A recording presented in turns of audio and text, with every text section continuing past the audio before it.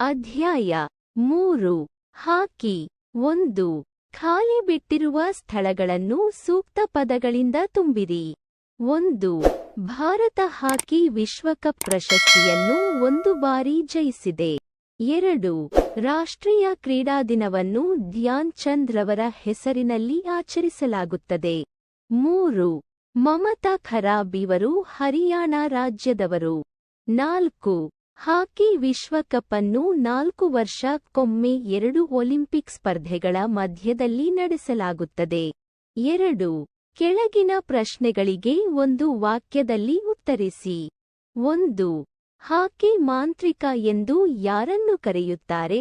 ಉತ್ತರ: ಧ್ಯಾನ್ಚಂದ್ ರವರನ್ನು ಹಾಕಿ ಮಾಂತ್ರಿಕ ಎಂದು ಕರೆಯುತ್ತಾರೆ. 2 ಏಕಮಾತ್ರ ವಿಶ್ವಕಪ್ ಪ್ರಶಸ್ತಿಯನ್ನು ಭಾರತ ಯಾವಾಗ ಜಯಿಸಿತು? ಉತ್ತರ: ಏಕಮಾತ್ರ ವಿಶ್ವಕಪ್ ಪ್ರಶಸ್ತಿಯನ್ನು ಭಾರತ 1975 ರಲ್ಲಿ ಜಯಿಸಿತು. 3 ಒಲಿಂಪಿಕ್ಸ್ ಹಾಕಿಯಲ್ಲಿ ಯಾವ ಆಟಗಾರನಿಗೆ ಅತ್ಯಧಿಕ ಪದಕಗಳು ಲಭಿಸಿವೆ? ಉತ್ತರ: ಒಲಿಂಪಿಕ್ ಹಾಕಿಯಲ್ಲಿ ಲೆಸ್ಲಿ ಕ್ಲೋಡಿಯಸ್ ರವರಿಗೆ ಅತ್ಯಧಿಕ ಪದಕಗಳು ಲಭಿಸಿವೆ. 4 ರಾಜೀವ್ ಗಾಂಧಿ ಖೇಲ್ ರತ್ನ ಪ್ರಶಸ್ತಿ ಗಳಿಸಿದ ಏಕಮಾತ್ರ ಹಾಕಿ ಆಟಗಾರ ಯಾರು? ಉತ್ತರ: ರಾಜೀವ್ ಗಾಂಧಿ ಖೇಲ್ ರತ್ನ ಪ್ರಶಸ್ತಿ ಗಳಿಸಿದ ಏಕಮಾತ್ರ ಹಾಕಿ ಆಟಗಾರ ಧನರಾಜ್ ಪಿಳ್ಳೆ. 5 ಯಾವ ಆಟಗಾರನನ್ನು ವಿದ್ಯುತ್ ಹಿಮ್ಮಡಿಯ ಮನುಷ್ಯ ಎಂಬ ಅಡ್ಡ ಹೆಸರಿನಿಂದ ಕರೆಯುತ್ತಿದ್ದರು ಮತ್ತು ಏಕೆ? ಉತ್ತರ: ಶಹಬಾಜ್ ಅಹ್ಮದ್ ರವರನ್ನು ವಿದ್ಯುತ್ ಹಿಮ್ಮಡಿಯ ಮನುಷ್ಯ ಎಂದು ಕರೆಯುತ್ತಾರೆ. ಇವರು ಆಟವನ್ನು ತುಂಬಾ ವೇಗವಾಗಿ ಆಡುತ್ತಿದ್ದರು, ಆದ್ದರಿಂದ ಈ ಹೆಸರು ಅವರಿಗೆ ಬಂದಿತು. 6 ಭಾರತವನ್ನು ಪ್ರತಿನಿಧಿಸಿದ ಕರ್ನಾಟಕದ ಆಟಗಾರರನ್ನು ಹೆಸರಿಸಿ. ಉತ್ತರ: ಭಾರತವನ್ನು ಪ್ರತಿನಿಧಿಸಿದ ಕರ್ನಾಟಕದ ಆಟಗಾರರು ಡಾ. ಎಂ. ಪಿ. ಗಣೇಶ್. 3 ಈ ಕೆಳಗಿನ ಹಾಕಿ ಕ್ರೀಡಾಪಟುಗಳ ಕುರಿತು ಟಿಪ್ಪಣಿ ಬರೆಯಿರಿ. 1 ಧ್ಯಾನ್ ಚಂದ್ ಮೇಜರ್ ಜನರಲ್ ಧ್ಯಾನ್ ಚಂದ್ ರವರು 29 ಆಗಸ್ಟ್ 1905 ರಲ್ಲಿ ಉತ್ತರ ಪ್ರದೇಶದ ಪ್ರಯಾಗದಲ್ಲಿ ಜನಿಸಿದ್ದರು. ಇವರು ವಿಶ್ವದ ಅತ್ಯುನ್ನತ ಹಾಕಿಪಟು ಎಂಬ ಹೆಗ್ಗಳಿಕೆಗೆ ಪಾತ್ರರಾಗಿದ್ದರು. 3 ಬಾರಿ ಒಲಿಂಪಿಕ್ನಲ್ಲಿ ಇವರು ಭಾರತವನ್ನು ಪ್ರತಿನಿಧಿಸಿದ್ದರು. ಒಲಿಂಪಿಕ್ನಲ್ಲಿ 3 ಬಾರಿ ಚಿನ್ನದ ಪದಕ ಗೆದ್ದ ಭಾರತ ಹಾಕಿ ತಂಡದಲ್ಲಿ ಇವರ ಪಾತ್ರ ಪ್ರಮುಖವಾದದ್ದು. ಭಾರತ ಸರ್ಕಾರ ಇವರಿಗೆ ಭಾರತದ ಅತ್ಯುನ್ನತ ಪ್ರಜಾ ಪುರಸ್ಕಾರವಾದ ಪದ್ಮಭೂಷಣ ಪ್ರಶಸ್ತಿಯನ್ನು ನೀಡಿ ಗೌರವಿಸಿತು. ಇವರ ಮೊದಲ ತರಬೇತುದಾರರಾದಂತಹ ಪಂಕಜ್ ಗುಪ್ತರವರು ಇವರಿಗೆ ಚಂದ್, ಚಂದ್ರ ಎಂಬ ಬಿರುದು ಕೊಟ್ಟರು. ಅಲ್ಲದೆ ಇವರು ಮುಂದೊಂದು ದಿನ ಚಂದ್ರನ ಹಾಗೆ ಮಿನುಗುತ್ತಾರೆ ಎಂದು ಭವಿಷ್ಯ ನುಡಿದಿದ್ದರು. ಅಡಾಲ್ಫ್ ಹಿಟ್ಲರ್ ಅವರು ಸಹ ಚಂದ್ ಅವರ ಸಾಧನೆಯನ್ನು ನೋಡಿ ತುಂಬಾ ಪ್ರಭಾವಿತರಾದರು. ಇವರ ಜರ್ಮನ್ ಸೇನೆಯಲ್ಲಿ ಫೀಲ್ಡ್ ಮಾರ್ಷಲ್ ಆಗಿ ಕೆಲಸ ನಿರ್ವಹಿಸಲು ಆಹ್ವಾನಿಸಿದರು. ಆದರೆ ಇವರು ಒಪ್ಪಲಿಲ್ಲ. ಧ್ಯಾನ್ಚಂದ್ ಅವರು ಕ್ರೀಡೆಯಿಂದ ನಿವೃತ್ತಿ ಹೊಂದಿದ ನಂತರ ಇವರು ಪಟಿಯಾಲಾದಲ್ಲಿ ಎನ್ಐಎಸ್ ಡಿಪ್ಲೊಮಾ ಪದವಿ ಪಡೆದರು. ಇವರ ಜನ್ಮದಿನವಾದ ಆಗಸ್ಟ್ 29 ದೇಶದಲ್ಲಿ ರಾಷ್ಟ್ರೀಯ ಕ್ರೀಡಾ ದಿನವೆಂದು ಆಚರಿಸಲ್ಪಡುತ್ತದೆ. 2 ಡಾ. M. P.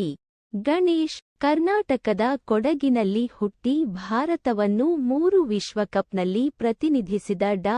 M. P. Ganesh ಇವರು 1971 ರಲ್ಲಿ ಬಾರ್ಸಿಲೋನಾದಲ್ಲಿ ನಡೆದ ಕ್ರೀಡಾಕೂಟದಲ್ಲಿ ಕಂಚಿನ ಪದಕ, ಆಮ್ಸ್ಟರ್ಡ್ಯಾಮ್ನಲ್ಲಿ ತಂಡದ ನಾಯಕರಾಗಿ ಬೆಳ್ಳಿ ಪದಕ ಗೆದ್ದರು. ಮ್ಯೂನಿಚ್ ಒಲಿಂಪಿಕ್ಸ್ನಲ್ಲಿ ಕಂಚಿನ ಪದಕ ಗೆದ್ದರು. ವಿಶ್ವ 11ಗೆ ಆಯ್ಕೆಯಾಗಿ ಹಲವು ವರ್ಷಗಳ ತನಕ ಏಷ್ಯಾ ತಂಡಕ್ಕೆ ಆಡಿದರು. ಇವರಿಗೆ ಅರ್ಜುನ ಪ್ರಶಸ್ತಿ ದೊರಕಿದೆ. ಅನೇಕ ವರ್ಷ ಭಾರತೀಯ ತಂಡದ ತರಬೇತುದಾರರಾಗಿ ಕಾಮನ್ವೆಲ್ತ್ ಮತ್ತು ಬ್ಯಾಂಕಾಕ್ ಏಷ್ಯಾ ಕ್ರೀಡಾಕೂಟಗಳಿಗೆ ಇವರು ತರಬೇತಿ ಸಮಿತಿಯ ಅಧ್ಯಕ್ಷರಾಗಿದ್ದರು. ಭಾರತದ ಪ್ರತಿಷ್ಠಿತ ಸಂಸ್ಥೆಯಾದ ಭಾರತೀಯ ಕ್ರೀಡಾ ಪ್ರಾಧಿಕಾರದ ಸಾಯ್ ಅಧ್ಯಕ್ಷರಾಗಿ ಸೇವೆ ಸಲ್ಲಿಸಿದ್ದಾರೆ. 3 ಸೂರಜ್ ಲತಾ ದೇವಿ. ಸೂರಜ್ ಲತಾ ದೇವಿ ಇವರು ಮಣಿಪುರದವರಾಗಿದ್ದು Indira Gandhi gold cup hockey ಚಾಂಪಿಯನ್ಶಿಪ್ನಲ್ಲಿ ಆಡುವ ಮೂಲಕ ತಮ್ಮ ಅಂತಾರಾಷ್ಟ್ರೀಯ ಹಾಕಿ ವೃತ್ತಿ ಪ್ರಾರಂಭಿಸಿದರು.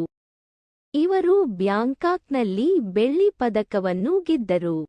2 ಬಾರಿ ಏಷ್ಯಾ ಕಪ್ ಆಡಿ 1 ಬಾರಿ ದ್ವಿತೀಯ ಹಾಗೂ 1 ಬಾರಿ ಪ್ರಥಮ ಸ್ಥಾನ ಪಡೆದರು. ಸಂಯುಕ್ತ ರಾಷ್ಟ್ರಗಳ ಕ್ರೀಡಾಕೂಟದಲ್ಲಿ ಮತ್ತು ಆಕ್ರೋ ಏಷ್ಯನ್ ಗೇಮ್ಸ್ನಲ್ಲಿ ಪ್ರಥಮ ಸ್ಥಾನ ಪಡೆದರು. ಭಾರತದ ಹಾಕಿ ತಂಡದ ನಾಯಕಿಯಾಗಿ ಹಲವು ವರ್ಷ ಇವರು ದೇಶವನ್ನು ಪ್ರತಿನಿಧಿಸಿದ್ದಾರೆ. 4.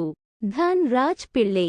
ಇವರು ನಮ್ಮ ದೇಶದ ಪ್ರಸಿದ್ಧ ಆಟಗಾರರಾಗಿದ್ದು ತಮ್ಮ 15 ವರ್ಷಗಳ ಶ್ಲಾಘನೀಯ ಹಾಕಿ ಜೀವನದಲ್ಲಿ 4 ಒಲಿಂಪಿಕ್ಸ್, 4 ವಿಶ್ವಕಪ್, 4 ಚಾಂಪಿಯನ್ಸ್ ಟ್ರೋಫಿ ಮತ್ತು 4 ಏಷ್ಯನ್ ಕ್ರೀಡೆಗಳಲ್ಲಿ ಭಾರತವನ್ನು ಪ್ರತಿನಿಧಿಸಿದ್ದಾರೆ. ಇವರು ಬ್ಯಾಂಕಾಕ್ನ ಏಷ್ಯನ್ ಗೇಮ್ಸ್ನಲ್ಲಿ ಅತ್ಯಧಿಕ ಗೋಲುಗಳನ್ನು ಬಾರಿಸಿ ಗೆಲುವಿಗೆ ಕಾರಣರಾದರು. ಇವರು 1994ರ ಸಿಡ್ನಿ ವಿಶ್ವಕಪ್ನಲ್ಲಿ ತಮ್ಮ ಅತ್ಯುತ್ತಮ ಆಟದಿಂದಾಗಿ ವಿಶ್ವ ತಂಡಕ್ಕೆ ಆಯ್ಕೆಯಾದ ಏಕೈಕ ಭಾರತೀಯರು. ಇವರು ರಾಜೀವ್ ಗಾಂಧಿ ಖೇಲ್ ರತ್ನ ಪ್ರಶಸ್ತಿ ಹಾಗೂ ಪದ್ಮಶ್ರೀ ಪ್ರಶಸ್ತಿಗಳಿಂದ ಪುರಸ್ಕೃತರಾಗಿದ್ದಾರೆ. ಧನ್ಯವಾದಗಳು.